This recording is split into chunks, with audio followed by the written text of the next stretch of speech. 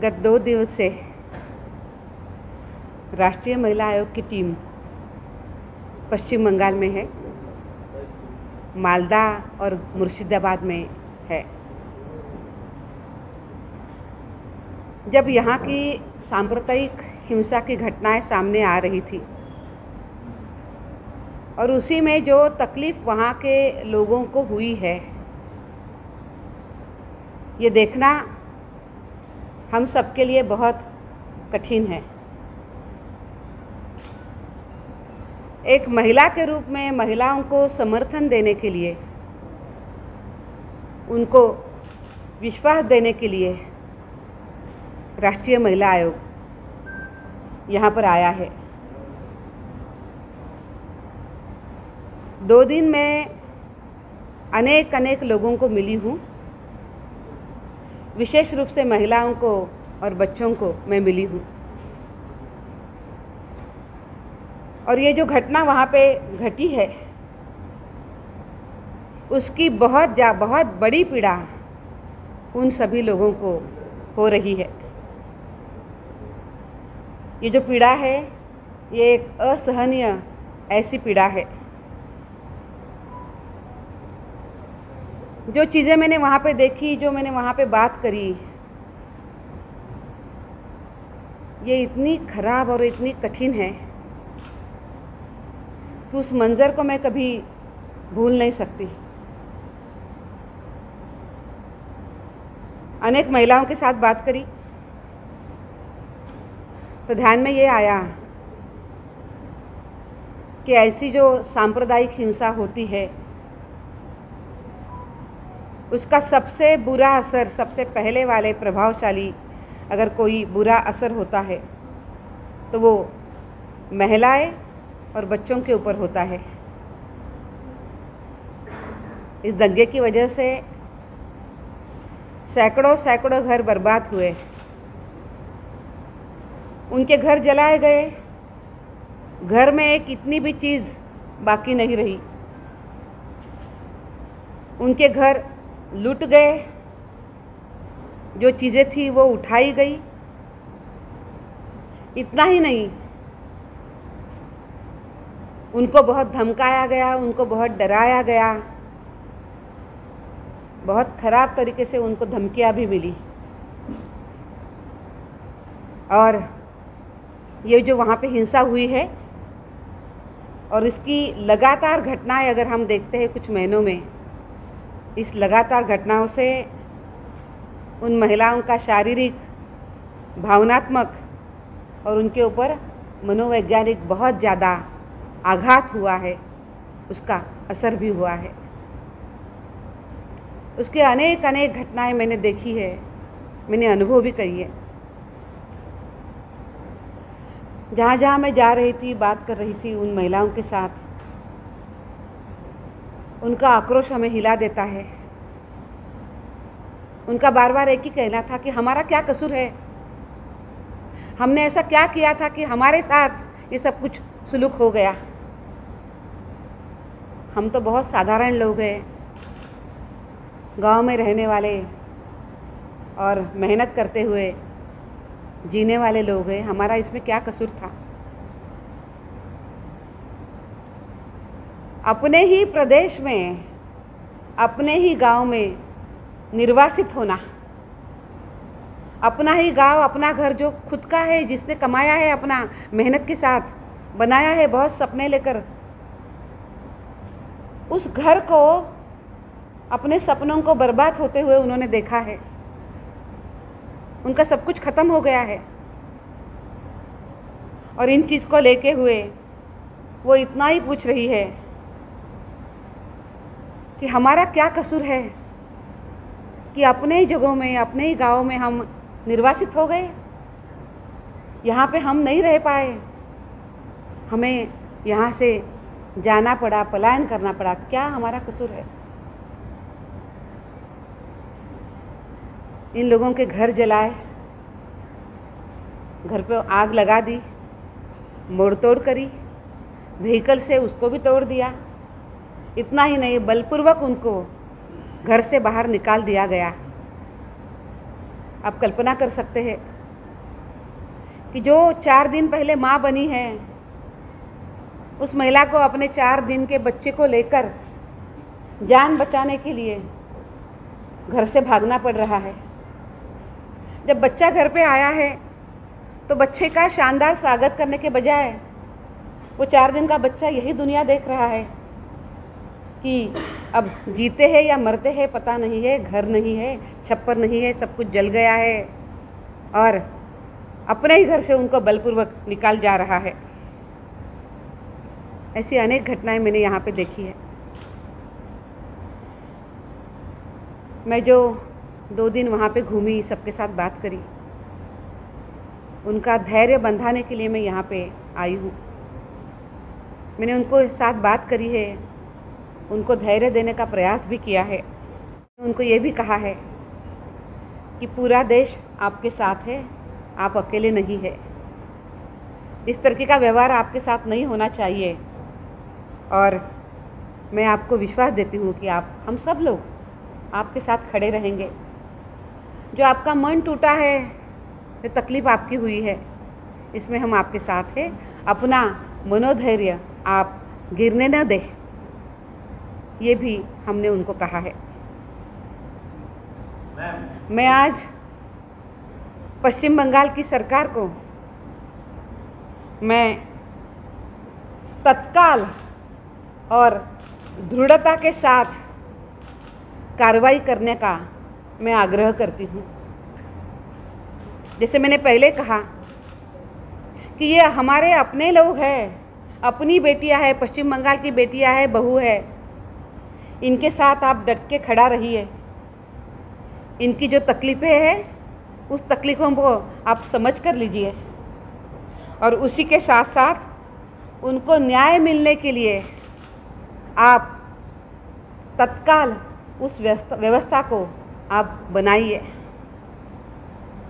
उनका ध्यान रखना, उनको आधार देना, उनका मनोधैर्य बढ़ाना और जो उनका नुकसान हुआ है, इस नुकसान को त्वरित उसको भरने के लिए काम करना, ये आपका काम ही बनता है। आप वो काम ज़रूर करें। इन सभी महिलाओं की, वहाँ के लोगों की, बच्चों की जो सुरक्षा है, उस सुरक्षा का ध्यान रखना, उनको सुरक्षा देना और सुरक्षा के साथ साथ सम्मान देना, ये सरकार की नैतिक जिम्मेदारी तो है ही, पर उसी के साथ साथ उनकी न्यायिक जिम्मेदारी भी है कि वो अपने सभी लोगों को न्याय देने के लिए, उनको सुरक्षा देने के लिए वो अपना काम करे और ये सुरक्षा वो सुनिश्चित करे। मुझे लगता है कि सरकार ने उस दिशा में प्रयास करने की बहुत ज़्यादा आवश्यकता है। मैं पश्चिम बंगाल के महिला आयोग को भी सूचना करती हूँ कि आप उस क्षेत्र में जाइए, उन महिलाओं का दर्द समझ कर लीजिए, उनकी पीड़ा समझ कर लीजिए। जब 1 महीने पहले शादी हो जाती है, शादी में घर का वातावरण है, दोनों ने नए सपने देखे हैं, उसी शादी वाला घर जब टूट जाता है तो आपके सपने भी पूरे बेचिराग हो जाते हैं, ख़त्म हो जाते हैं। उनके भावनाओं पर क्या आघात हो गया होगा, आप ज़रूर देखिए। उस माँ को भी आप देखिए कि जिस माँ ने अपने पति को और अपने बच्चे को गंवाया है। उस पत्नी को भी आप देखिए कि जिस पत्नी का पति आज 3 बच्चे पीछे छोड़ते हुए आज उसने उनको भी गंवाया है। और वहाँ के अन्य भी जो दर्द है सभी के, हर एक की अपनी अपनी एक कहानी है, उसको वो जाकर देखे, उनके साथ संवेदना प्रकट करे, उनके साथ डट के खड़ा हो जाइए और उनको कहिए कि हम यहाँ पर हैं, आप बंगाल की बेटियाँ हैं, आपकी सुरक्षा ये हमारा काम है। ये भी वो महिला आयोग काम करे और यहाँ की महिलाओं का हर संभव मदद करने का प्रयास करे, ये भी मेरा उनके लिए आग्रह है। मुझे ये भी लगता है कि जो आज वहाँ पर डर का माहौल हो गया है, ये डर का माहौल ख़त्म करने की बहुत ज़्यादा आवश्यकता है। एक शांतिपूर्ण तरीके से बिना डरे एक अच्छा माहौल तैयार करना, ये भी सरकार की जिम्मेदारी है। सरकार ये ज़रूर करे, उन सभी अपने बेटियों का पूरा ख्याल रखे। मुझे ये भी लगता है कि इन सब महिलाओं के साथ हमारे सभी प्रदेश के लोग उनके साथ खड़े रहे, उनको समर्थन दे दे, उनको विश्वास दे दे, उनका मनोबल बढ़ाए। इस तरीके से आज वहाँ पे बहुत ज़्यादा काम करने की ज़रूरत है। मैडम, एक सवाल इसके साथ बात, लेकिन आपका अगला स्टेप क्या होगा? पूरा रिपोर्ट बनाएंगे, उसके बाद रिपोर्ट कहाँ पर? देखिए, पहले तो मैं आपको ये कहूँ कि जब से ये घटना घटी है उसके बाद बहुत कोई वहाँ पे गया नहीं है। शायद हम और हमारे साथ या उसके बाद और कुछ लोग आए होंगे, पहले हम गए थे, पर बात वो नहीं है। मुझे ये लगता है कि अभी सबसे पहले तो उनको हमने विश्वास देने की बहुत ज़रूरत है। वो विश्वास हम देते रहेंगे, उनके साथ बातचीत करते रहेंगे, समय अगर ज़रूरत है तो उनको मिलते भी रहेंगे। पर मैंने ये भी कहा है कि ये काम हम सभी का है, हम भी वो सब कुछ काम करें। इस विषय पे क्या क्या चीज़ें होनी चाहिए, इस विषय पे हम अपनी एक रिपोर्ट ज़रूर बनाएंगे और हम वो रिपोर्ट भी दे देंगे। तो परिस्थिति की बात आप बोल रहे हैं, जिन लोगों से आप बात किए हैं, महिला से बात किए हैं, उन लोगों का आरोप किसके ऊपर है? कौन किया ये घटना? एक और दूसरा सवाल है, सेंट्रल फोर्स वहाँ पे जो डिप्लॉयड है वो क्या रहना चाहिए? क्या स्टेट फोर्स वहाँ पे सेंट्रल बहुत रह के काम करना चाहिए? कितना दिन सेंट्रल फोर्स वहाँ पर रहने से परिस्थिति ठीक? वहाँ पर लोग का मांग था कि बीएसएफ का एक कैंप रहे वहाँ पर, पुलिस के ऊपर लोगों का कोई ट्रस्ट नहीं है। पहले तो आरोप को लेके आपका रिपोर्ट में ऑर्डिनेंस कैरेक्टर का कोई ऑब्जर्वेशन रहेगा, कोई देखिए, वहाँ के लोगों के मुंह से जो बात आई थी वो बात वही आई थी कि बीएसएफ ने उनकी हर संभव मदद करी है और उन्हीं की वजह से आज वो जीवित है। सबसे बड़ी बात ये भी आई थी, बहुत महिलाओं ने ये भी तो कहा कि हमारे सपने जल गए, हमारे घर जल गए, सब कुछ जल गया, अब तो बचा कुछ नहीं है, पर हमारी इज्जत हमारे लिए बहुत महत्वपूर्ण है और ये इज्जत अमूल्य है। वो हमारे पास अगर रहनी है तो हमारा संरक्षण बहुत अच्छे तरीके से होना चाहिए, इसीलिए वो बार बार बीएसएफ की मांग कर रहे हैं। आपका क्या सोच है इस विषय में? जो जो उन्होंने हमें कहा है हम उसको सब विषयों को हमने नोट किया है, हम ज़रूर उस विषय को हम लिखेंगे। और आरोप क्या लगा रहे हैं? ये रिपोर्ट सरकार में जाएगी। ये रिपोर्ट पश्चिम बंगाल की जो चीफ सेक्रेटरी है, पश्चिम बंगाल के जो डीजीपी है, उनको भी आएगी। आपके अंदर कोई टारगेट, आपकी विजिट को पॉलिटिकली मोटिवेटेड बताया गया। जो रूलिंग पार्टी है यहाँ पर उन्होंने कहा कि आप यूपी नहीं जाते हैं, मणिपुर नहीं जाते हैं, लेकिन वेस्ट बंगाल में कमीशन आ जाती है। देखिए, इस विषय पे मैं कोई राजनीति नहीं करना चाहती और मैं नहीं करूँगी। मैं तो उन सभी बहनों के लिए आई हूँ जिनके लिए जिनको तकलीफ़ हो गई है। मुझे उन सभी लोगों को इतना ही कहना है कि इस तरीके से बात करते हुए जो मुद्दे सामने आए हैं, उस मुद्दों को भटकाने की कोशिश न करें। अगर उनसे होता है तो वो उन सभी महिलाओं के बच्चों के साथ जाके खड़े रहे, उनको पूछे कि उनको क्या तकलीफ़ हुई है, उनको ये पूछे कि उनकी वो क्या मदद कर सकते हैं।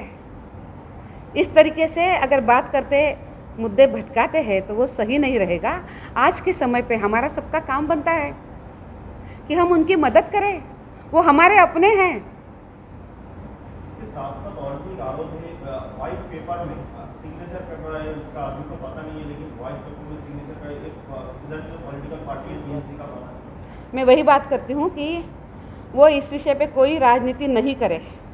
हम 3 दिन से यहाँ पे आए हैं, हमने कोई राजनीति की बात नहीं करी है और हमें करना भी नहीं है। मैं फिर वही कहूँगी कि मुद्दों को भटकाए नहीं। अगर जो मुद्दे आए सामने उसके उत्तर आपको मिलने चाहिए कि ऐसा क्यों हुआ, क्यों उन महिलाओं को उनका दोष नहीं है, उन लोगों को उनका दोष नहीं है, तो भी उनके साथ ये हुआ। और अगर ये होता है तो उनकी सुरक्षा के लिए, उनके सम्मान के लिए हम क्या कर सकते हैं, इस विषय पे विचार करिए। मुख्यमंत्री ने कल बताया कि